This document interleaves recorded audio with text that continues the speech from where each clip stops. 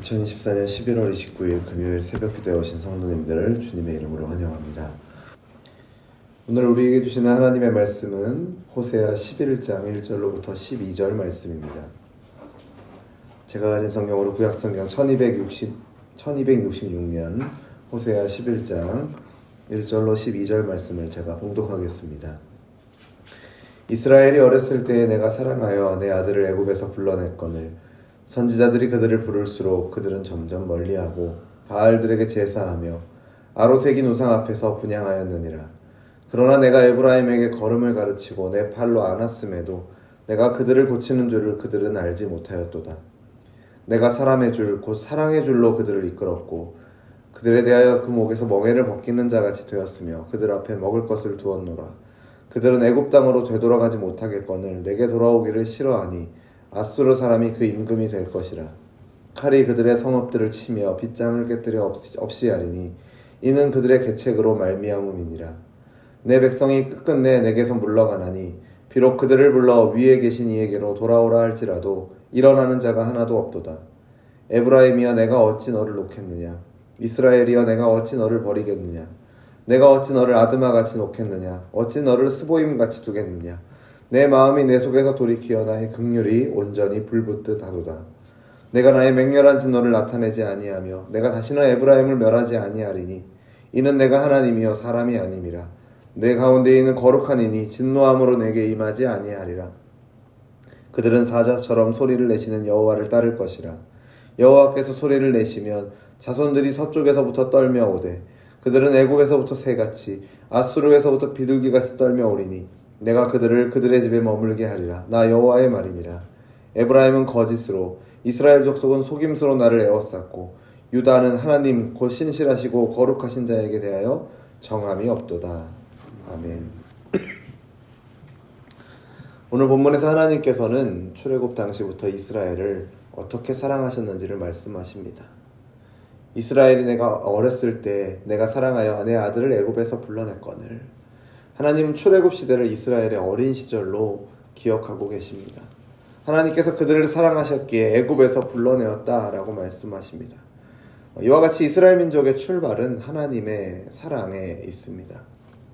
호세아 11장을 보면 하나님의 사랑이 다양하게 그리고 감동적으로 표현되어 있는 것들을 보게 됩니다. 하나님은 어린 자식을 지극한 애정으로 돌보는 아버지처럼 이스라엘을 사랑하십니다. 3절 상반절 말씀을 보시면 내가 에브라임에게 걸음을 가르치고 내 팔로 안았음에도 라고 기록하고 있죠. 이것은 하나님께서 이스라엘을 애굽에서 구원해 내시고 그들에게 율법을 주시고 일용할 양식과 마실 물을 주시며 구름기둥과 불기둥으로 인도하신 일들을 가리키는 것입니다. 또한 4절을 보면 내가 사람의 줄 곧 사랑의 줄로 그들을 이끌었고 그들에 대하여 그의 목에서 멍에를 벗기는 자같이 되었으며 그들 앞에 먹을 것을 두었노라 라고 말씀하십니다. 하나님께서는 이스라엘을 인격적으로 대하셨다라고 말합니다. 이스라엘을 짐 끄는 짐승처럼 대하지 않으셨다라는 것이죠. 이스라엘을 무자비하게 다루신 것이 아니라 애정을 가지고 사랑으로 다루셨음을 말씀하고 계십니다. 특별히 목의 멍에, 즉 애굽에서 종노릇 하던 상황을 말씀하시면서 바로 왕은 그들을 마치 멍에를 맨 짐승처럼 부리고 가혹하게 다루었지만 하나님께서는 그 목의 멍에를 벗겨주시고 사랑의 줄로 그들을 친절하게 인도하실 것을, 그들의 필요를 채우셨다라는 것을 말씀하고 계십니다. 하지만 이러한 하나님의 사랑에 대하여 이스라엘은 어떻게 반응하고 있습니까? 2절 말씀을 보시면 선지자들이 그들을 부를수록 그들은 점점 멀리하고 바알들에게 제사하며 아로새긴 우상 앞에서 분향하였느니라 라고 기록하고 있습니다. 하나님은 이스라엘을 변함없는 사랑으로 대하셨지만 이스라엘은 이 한결같은 하나님의 사랑을 알지 못하고 배반하였습니다. 전혀 하나님을 알지 못하는 사람처럼 대했던 것이죠. 이스라엘 백성들의 마음은 워낙 세상으로 기울어져 있었기 때문에 하늘로부터 오는 하나님의 손길을, 사랑의 손길을 제대로 감지하지 못했습니다. 그들에게는 하나님을 경외하는 거룩한 백성이 되는 것보다 먹고 마시는 일이 더 중요했고 부패한 본성의 욕구를 부추기는 세상의 손길이 더 매력적으로 느껴졌을 것입니다. 하나님과 이스라엘 사이에는, 하나님의 관심과 이스라엘의 관심 사이에는 이렇게 큰 격차가 존재했습니다. 그런 그들을 하나님은 오래 참으시며 가르치시고 깨우치셔서 하나님께로 이끌고자 하셨지만, 그럴수록 그들은 더욱 하나님을 외면하고 자신의 부패성에 걸맞는, 즉 바알과 같은 세상의 신을 쫓아갔습니다. 심지어 그들은 자신들이 경험한 크고 작은 구원의 사건들도 하나님으로부터 말미암은 것이 아니라 그들이 좋아하는 우상으로부터 온 것이라고 생각할 지경이었습니다. 일이 이렇게 흘러갔기 때문에 이제는 특단의 조치가 불가피하게 되었습니다. 하나님께서는 오래 참으시고 노하기를 더디하시지만, 그러나 자기 백성이 끝까지 악에서 돌이키지 않을 경우에 그냥 내버려 두실 수 없으셨습니다. 언약의 백성이 언약을 지킬 때에는 언약을 따른 큰 축복을 받게 되지만, 언약을 어길 때에는 언약의 저주가 임하게 됩니다. 하나님의 사랑이 모욕당하게 될 때 그 하나님의 사랑은 강력한 질투의 불길로 바뀌게 되는 것입니다. 이 질투의 불길은 배반당한 사랑을 보복하기 위해 이스라엘을 삼키게 될 것입니다. 이 질투의 불길이 아수르를 통해서 나타나게 될 것을 5절과 6절 말씀은 기록하고 있습니다. 여기에서 하나님은 아수르 왕이 이스라엘을 다스리게 될 것이라 말씀하십니다. 여기에서 애굽이 언급되는데, 이스라엘 백성들은 애굽의 노예 상태에서 풀려나서 자유로운 신분이 되었지만 다시금 포로가 될 것을 말하고 있는 것입니다. 하나님을 떠난 민족은 이처럼 세상의 세력에게 삼킴을 당할 수밖에 없다라는 것입니다. 6절의 말씀을 보면 아수르 왕이 얼마나 잔혹하게 이스라엘을 괴롭히게 될 것인가를 말씀하고 있습니다. 칼이 그들의 성읍을 치고 빗장을 깨트려 없이 하리니 라고 기록합니다. 이처럼 하나님의 사랑을 배반하고 떠나간 이스라엘의 배은망덕함과 그들이 맞이할 비극적인 결말은, 이제 하나님과 이스라엘의 관계가 종결되고 이스라엘을 향한 하나님의 사랑 이야기가 허망하게 끝나고 말 것 같은 인상을 우리에게 줍니다. 하지만 이것은 성급한 결론이라는 것을 이어지는 8절 말씀에서 우리가 볼 수 있습니다. 8절 말씀에서 이렇게 말씀하시죠. 내가 어찌 너를 놓겠느냐? 내가 어찌 너를 버리겠느냐? 하나님께서는 이렇게 말씀하십니다. 이 말씀을 통해서 우리는 이스라엘을 향한 하나님의 사랑이 다하지 않았다라는 것을 발견하게 됩니다. 내가 어찌 너를 놓겠느냐? 내가 어찌 너를 버리겠느냐? 라고 말씀하시면서 결코 이스라엘을 포기할 수 없음을 하나님은 분명하게 말씀하십니다.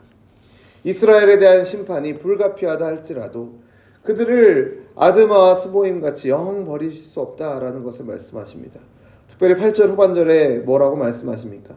내 마음이 내 속에서 돌이키어 나의 긍휼이 온전히 불붙듯 하도다 라고 말씀하십니다. 이스라엘을 향한 하나님의 진노가 영원하지 않다라는 것을 보여주는 것이죠. 그들을 향한 하나님의 긍휼이 불처럼 지금도 뜨겁게 타오른다라고 말씀하시는 것입니다. 9절을 보면 하나님께서는 심지어 이스라엘을 향한 맹렬한 진노를 나타내지 않으시겠다 말씀하시고 에브라임을 멸하지 않으시겠다 말씀하십니다. 그러나 이 말씀이 앞에서 예고된 심판의 메시지를 모두 무효화시키는 말로 이해해서는 안 됩니다. 하나님은 거짓을 말씀하시는 분이 아니시기 때문입니다. 여기서 말씀하시는 것은 다만 앞서서 말씀하신 그 심판이 최종적인 심판이 아니라는 말입니다. 다시 말하면 하나님께서 이스라엘을 심판한다 하시더라도 그들에 대해서 지속적으로 관심을 가지고 계신다라는 것이죠. 그리고 그들을 다시 회복시키시겠다라는 말씀을, 약속을 주시는 것입니다. 10절에서 11절 말씀은 그러한 하나님의 마음을 담은 이스라엘 회복을 암시하고 있습니다. 여기에서 나타나는 하나님의 모습은 들판에서 포효하는 사자의 모습으로 그려집니다. 선지서에서는 종종 하나님을 포효하는 사자의 모습으로 묘사합니다. 그리고 그 포효하는 사자의 모습에 이어서 새와 비둘기가 등장을 하죠. 여기서 선지자는 동물의 이미지를 사용해서 하나님과 이스라엘 관계의 회복을 묘사합니다. 사자의 부르짖음에 새들이 떨며 날아가듯이 이스라엘이 하나님의 부르심에 이끌려 올 것이라고 말합니다.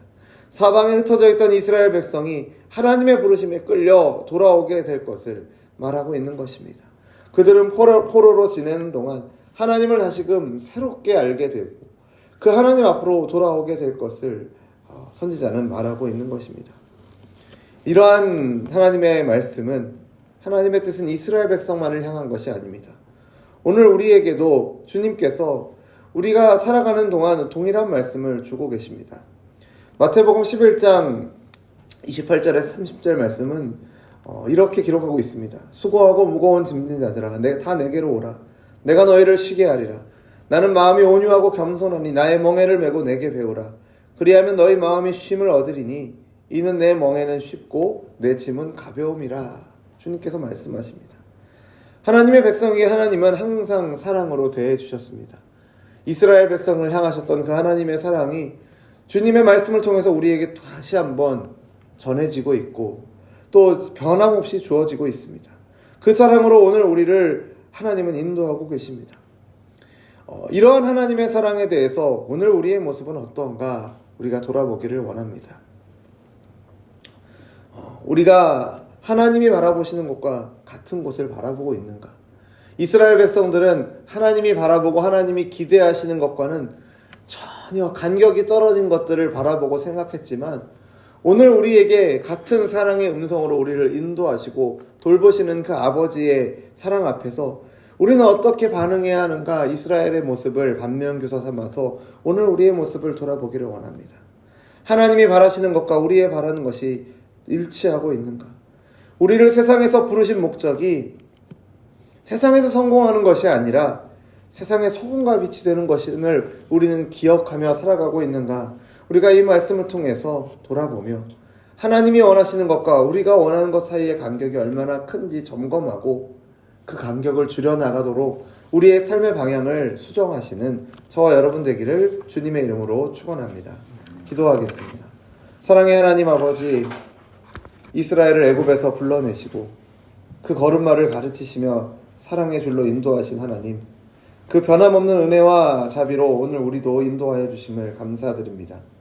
우리를 향한 아버지의 사랑이 한결같으심에도 불구하고 때로는 세상을 쫓고 주님을 멀리했던 우리의 연약함을 고백하오니 용서하여 주옵소서.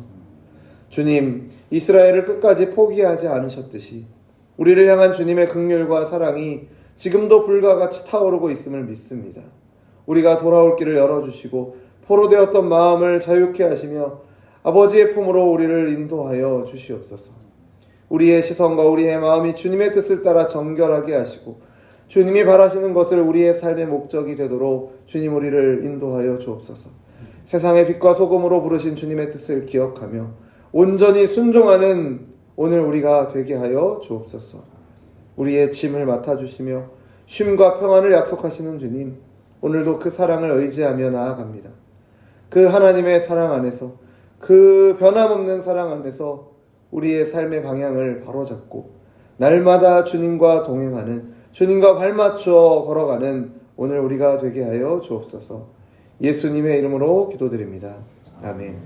우리 주 예수 그리스도의 은혜와 하나님 아버지의 사랑과 성령 하나님의 교통하심이 지금도 우리를 향해 넘치도록 부어주시는 하나님의 사랑과 은혜를 기억하며 그 은혜를 힘입어 주님께로 돌아가기를 결단하는, 주님과 발맞춰 걸어가기를 소원하는 우리 열린비전교회 모든 성도들과 우리의 삶의 걸음 가운데 이제로부터 영원토록 항상 함께 있을지어다.